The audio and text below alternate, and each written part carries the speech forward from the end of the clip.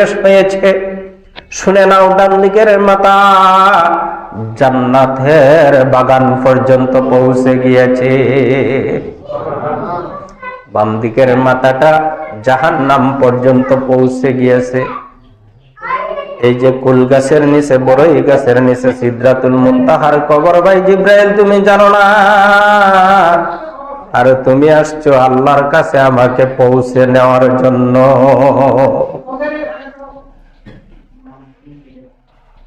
আল্লাহর নবী মুহাম্মদুর রাসূলুল্লাহ সাল্লাল্লাহু আলাইহি ওয়াসাল্লাম জানার পরেও না জানার বান্দারে জিব্রাইলকে জিজ্ঞাসা করে,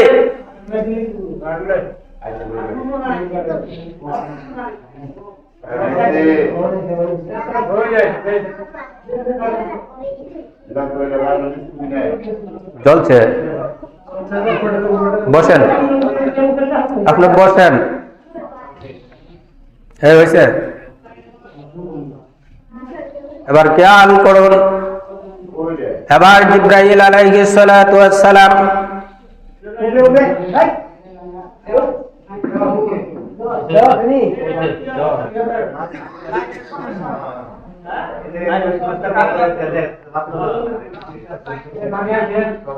আসছে, কারেন্ট আসছে, চলে ওযু করেন, পানি আসতেছে, সকলে একটু খেয়াল করুন।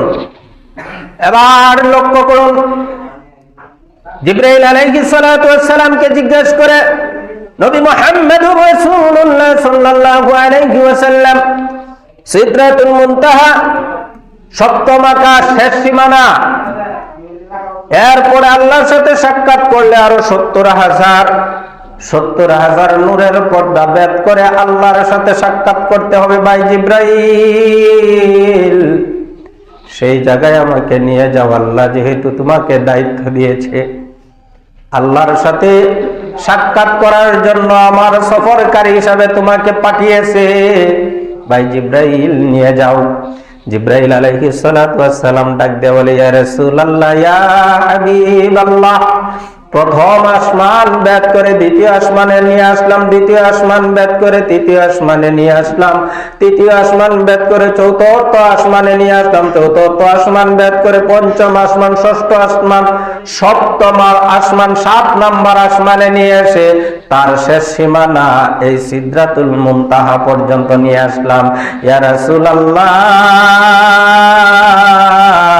শুধু আমি নয়, আপনার যে যানবাহন বুরাক, সেই যানবাহন এবং আমি যদি এর থেকে একটা বিন্দু পরিমাণ উপরে উঠি, আল্লাহর 70,000 নূরের পর্দার প্রথম পর্দার তজল্লির মধ্যে আমি পড়ে যাইয়া পুরে সারকার হইয়া যাইব।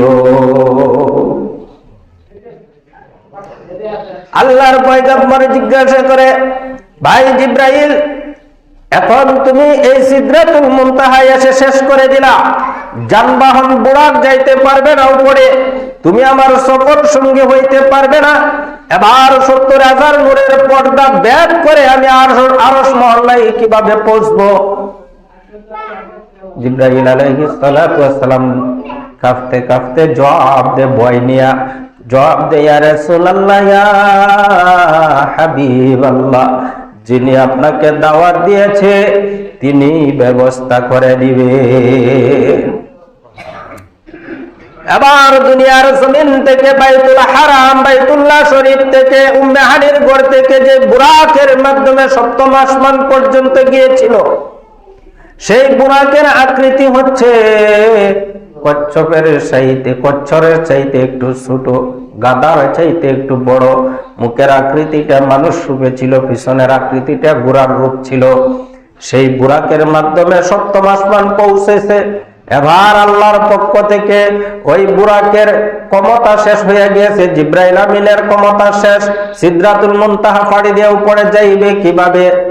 তখন আল্লাহ তাআলা আল্লাহর পক্ষ থেকে আরেকটি যানবাহন পাঠাইলেন, সেই যানবাহনের নাম হইল রফরফ।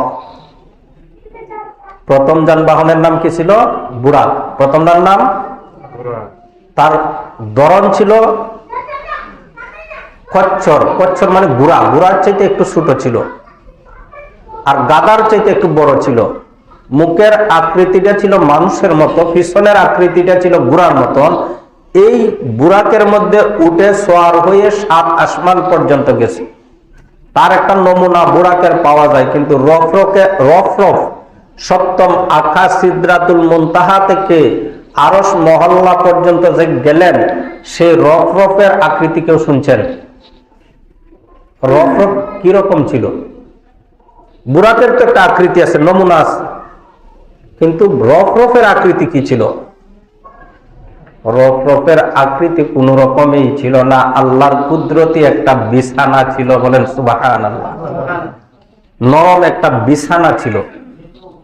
আমরা সকি আছে না, ফালং আছে না, ফালং এর সিস্টেম একটা বিছানা ছিল। আল্লাহ অর্ডার দিয়েছে, আল্লাহ হুকুম করেছে, জিবরাইল আমিন বললেন এই রফরফে আপনি উঠেন, রফরফ আপনাকে আরশ মহল্লা পর্যন্ত পৌঁছাইয়া দিবে, বলেন সুবহানাল্লাহ। এবার বুরাকের মধ্যে যখন আল্লাহর পয়গম্বর নবী মুহাম্মদুর রাসূলুল্লাহ উঠে গেলেন, সফর সঙ্গী ছিল জিবরাইল আমিন।